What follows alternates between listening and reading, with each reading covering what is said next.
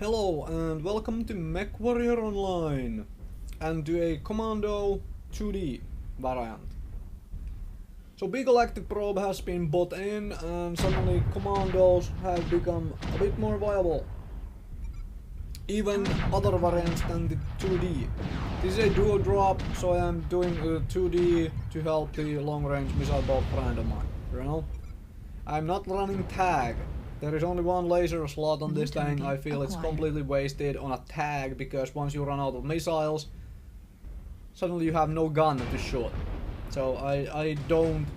And also the tag has a pretty long range now, so I feel it's pretty useful to have it on the boat itself. So what am I doing here? Well, I am just, I am the only ECM on this team, so I am providing ECM bubble for the rest of my team.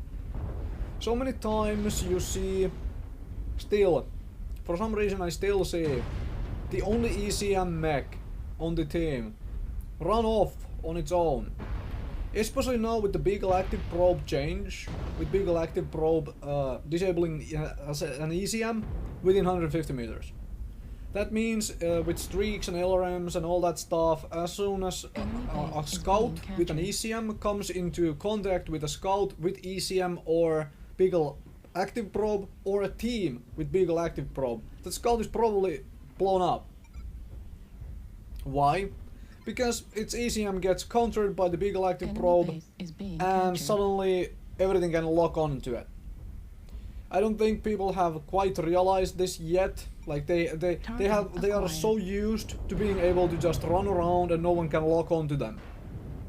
So they are completely immune to streak missiles and whatnot. Suddenly they are not anymore. And here you can see me doing some poking on the Cataphract. The Cataphract is distracted. It's not looking at me. It makes for a perfect target for me, right?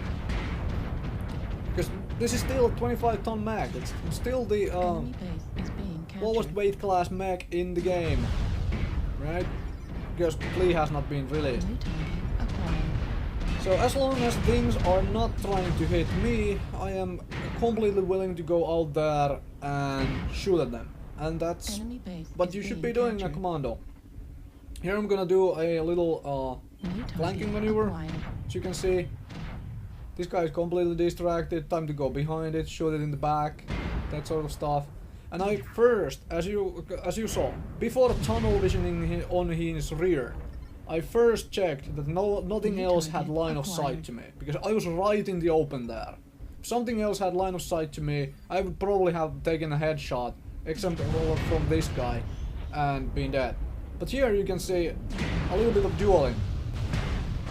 I was a little afraid the Stalker would start firing at me, but he apparently didn't. So I was ready to hide, but apparently the Stalker is too busy not noticing.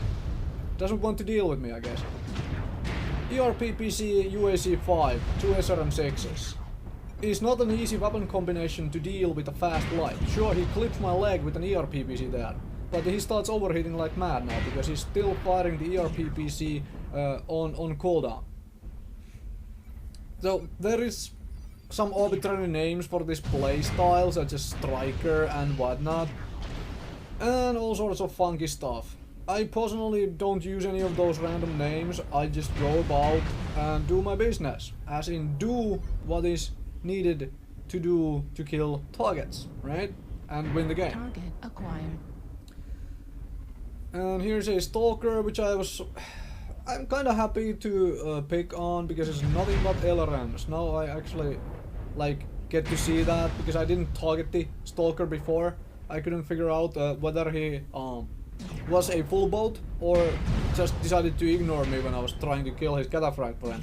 So as long as you stay within 180 meters, you are entirely safe. Here I hide a bit, but keep that 180 meter distance. As you can see, nothing he can do to us. Not at all. So, little bit of statistics. As you can see, I'm not moving 150 kph here. Right? Why is that? Because XL210 engine weighs 1 ton more than XL200. And I'm running XL200. Hey, look this way. Dead. Thank you. Well, where's the rest of their team? Oops, it's down here. And this is a mech configuration I still cannot fathom. 4 SP Hunchback, has 2 missile slots on different shoulders, and you cram only medium lasers into it. Acquired. I don't get it. At least cram, like, you know, Target streaks acquired. and big active probe. No, whatever. But make use of those freaking missile slots since you have them spread all over the freaking mech. Anyways, this is not about 4 SP, this is about a Commando. New target acquired. So, the XL200, running it instead of XL210 allows me to run an extra ton of streak ammo, basically.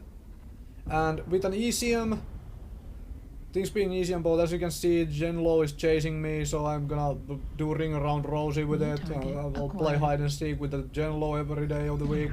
And here, the Hunchback is gonna try to kill the person I'm doing this dual drop with, so I go help that out.